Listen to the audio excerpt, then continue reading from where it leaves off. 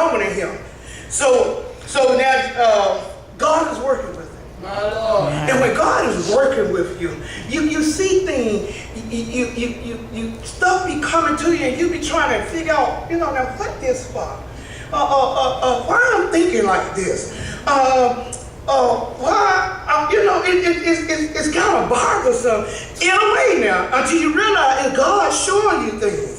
So God starts showing him stuff through dreams, and sometimes sometimes it's not good to tell everybody your dreams. Right. But sometimes God will direct you to certain people to tell things too, because I've had the opportunity through the will of God to tell some people about some stuff they shouldn't be doing, or maybe they shouldn't do that. Not because I was trying to run that life, because you don't know, God may have been grooming you for that position. God may have God knows what's ahead. And maybe God knew you were going to fill that person's position that you were talking about, or that you were picking on. God may have been setting you up for just the opportunity so you can receive the same respect as you should have shown that person when you sit back talking about them and picking on them. So when God sends somebody sincere to send somebody to tell you something, it's not hurting you, it's really helping you. You don't disrespect people. Look, you don't talk about people, because you somebody in the church, you somebody that people look up to,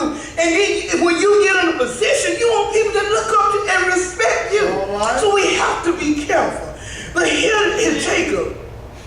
He caused the strife between his sons. It ain't that they grew up decided they hated Joseph. It's because of his father. And I'm sure he didn't mean any harm, because he still have the promise of God over his life. God have came to him and gave him the same promise that he had gave his grandfather and his father. So he's still a patriarch. But sometimes we get caught up in emotions. Sometimes we get caught up in circumstances. Sometimes we get caught up in other people's lives and things that are going on, that we forget that we have a Father that is leading and guiding us. So now he loved Rachel so much, and now Rachel is dead. Just him and Leah now. So I guess the best thing he could do is get the one thing that reminded him of his wife, and it was Joseph. Seemed like it would have been a baby Benjamin, but it was Joseph. Wow. And so now he cleaving to that part of Rachel that he loved. And now this boy he's seeing dreams. God is showing him stuff. God is showing him, not at that time, he didn't know what it was, but God was showing him how he was going to save his family. And so many of us, we say, I wish I could do more for my family. I wish I had this so I can do that for my family. God already know that some of us had this, we'll still try to buy that. And some of us get this, we'll still be trying to see what more we can put in the closet, what else we can put in the garage, what bigger house we could get. God knows our hearts. And we say that all the time, but God really do know our heart. And he know the part of us that is sincere, and he know the part of us that that says something just because it sounds good to somebody else. So God knows. So now Joseph, he dreamed a dream. And all this worked together for the good of those who love the Lord. See, this how it worked good. He tell his dream. So now, in the dream, he's standing, and his brothers are bowing down to him. That brought about a lot of hate, a lot of envy, a lot of strife, because none of us want to bow down to our brother, especially our younger brother. We want to think that we know it all, we can do it all, and we're the one that they should come to when they're in trouble. And see, it ain't always been an option in our family. I'm the second oldest, but I always have to go to some of the young ones. And nothing wrong with that, because I was the sickest one in the family, so they always called, the younger one called me little sister. See, so sometimes we let titles, we let names, we let positions, we let these different things in life make us think we are better, or you can't tell me anything because I know. People that go on to school think they know than people that on the street. Some of them people on the streets that we're picking at, especially those holding up signs and stuff, some of them are educated. Everybody on that street is not dumb and crazy. Some of them are educated. That's why my mom always said, respect even the drunkard in the street. You won't have to talk to them, but you can just keep walking. don't argue with a grown person. We don't hold those rules today. Because now, when everybody in my neighborhood will whoop me and get on back up there to the basement roof and get on home, now you can't touch nobody, child. Never did. You might have to fight the whole family. But it's all about respecting yourself and respecting others. And this story tells us that something wrong here. That a father, even a man of God, can still make mistakes. He's a man of God, and he's favoring one child over another child. So he tells them his dream. Even his father said, "Me and your mother gonna bow down to you." We don't. God was saving this family through this young boy, but this family didn't realize. So, and the hatred went further than a hater. This hatred for him, it went beyond a hater, because now they have plotted to kill him. They actually wanted to kill him. And today, that is nothing to us today, but in our day, you never heard of a child trying to kill his own sister, brother, or his parent. But today is common today, because now we're living in what God called in the Bible an untoward generation. But here they wanted to kill him. One brother spoke up, Reuben. The oldest brother spoke up and said, "Lay no hands on him," because he felt responsible for him. You know, you go somewhere, you're always responsible for the younger one. But after he was gone, the brothers decided to just throw him in the ditch. And God had a way for Joseph to be where he needed him to be when the time came. See, they didn't have to get into Egypt. They didn't have to try to find him a ride. God sent a ram in a bush right on that they sold Joseph to and took him on into Egypt, where he'll be in place where God needed him when the time comes. See, we look at things like, well, why do I need to go over there? What I'm going to do over there? I can do good right here. Sometimes God is trying to get you in a position where you will be in place for him to bless you over there. See, like when I came here, I had to learn how to lean on God because mama wasn't around, sisters there wasn't around. I had to fall down, literally fall down on my knees and stay on my knees night and day, trying to make sure, praying for a way to keep my children fed, keep a roof over our head, and keep us safe from things that was all around us. We didn't stay in a nice, safe house, a nice, safe neighborhood. We was up on no trailer. You know, these cute little trailers and it wasn't a mobile home, I should say. It was a trailer, 2-bedroom, me and 4 children. See, God, man, you know, it didn't look like it was a good thing for me to be here. Because mama said, well, you want to come home. But if there might be a reason you there. So it was a reason. Because I know for a fact that I wouldn't be this close to God if I had to be here leaning on him instead of always calling mama or my sister when I got in trouble.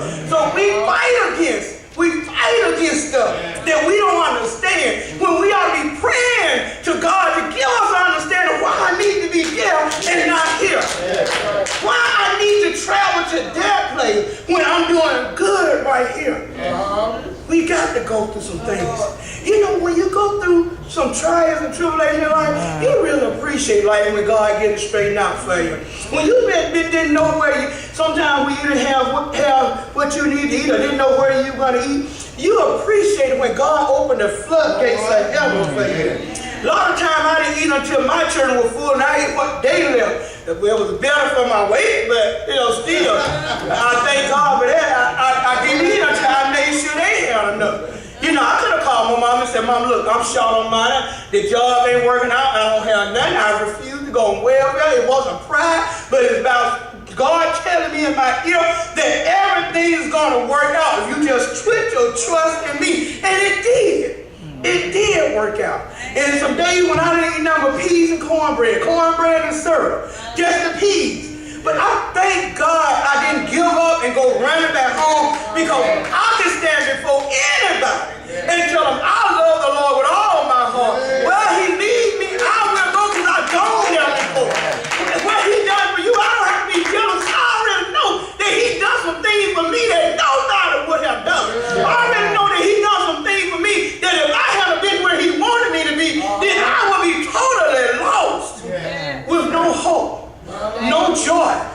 Happiness here today and gone tomorrow. You know, it after so many being killed, so many being, you know, they finding bodies everywhere. And I thank God that I got my children out of that and didn't have to worry about them. I knew where they was at. I knew they was safe. I knew that there was no animosity or jealous between none of them. They got along. And I thank God for that. Man, I'm not saying my home was perfect. My home was good. I never would have left it until God told me to leave. But I'm just saying sometimes that when you got family members and you know what they are doing and your children around that age, your children tend to get caught up in what they get caught up in. So my children were pulled from that. And the friends I was friends with who wound up dead or on drugs or still out partying, I'm not into that. When I go home, I'm comfortable at my sister's house, just sitting around playing phase 10 with her. So a lot of times God is pulling us to safety, and we can't even understand why. He's pulling us away where we can grow, and we're kicking against the prick. And he's in Egypt. This boy Joseph was sent to Egypt to save this same family, the same brothers who wanted to see him dead. And they wanted to see him dead so bad that they took his coat, killed a goat, put blood on it, and took it to the daddy and grieved that daddy hard for a son that he loved so much. All of that just to be able to keep this family from dying later on in life. Keep them from starving when the land all around them didn't have no food. There's a famine in the land, and where their brother Joseph at there, they sold into slavery, is now over everything and able to feed them and bring them into Egypt under the will of God, because God had already said that his children were going to be captive, prisoner in Egypt, slaves for 400 years. So he got them there by a mighty hand, by Joseph.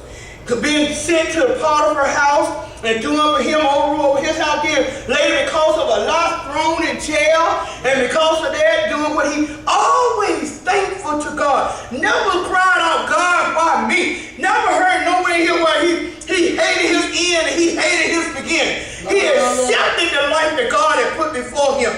He did it, he thanked God, he prayed to God. He didn't take credit for being able to interpret dreams, but he said, what I interpret is interpreted by God. So everything God did to him and for him was for his good. And when God do things for us and to us, sometimes it's for our good. A lot of times it's for learning, for us to learn how to get along, to learn how to stand alone, to learn how to trust, to learn how to believe, to learn to accept God at his work. And some of us want our life so cushion. We want to be able to have everything in life and never want nothing. It's like we want all the riches of the world but never have to work for anything. That's not life. That's not a learning life. To learn to enjoy life, to learn to love life, you have to struggle a little bit in it. You have to give something to it. You got to put something in it. You got to be able to say, after all the things I've gone through, I still have joy because my joy wasn't in what I have. My joy not in who I am. It's not in being a minister. It's not in being a musician. It's not in being a pastor. It's not in being a deacon. It's not in being a deaconess. But my joy is in Christ Jesus. For God I live and for God I die. Be it Job said, the Lord giveth and the Lord taketh away. Blessed be the name of the Lord. He's in the right place. And God can use us when we're in the right place. When he has placed us somewhere, he placed us there for our good and for his good. Because we need to know how it is to share with somebody. Some of us ain't shared with nobody since we was in kindergarten. We had to share that little toy. Some children don't even want to share that. We have to learn how to share with one another. We have to learn how to work together one with another. We have to learn how to give, how to receive. So many of God people don't know how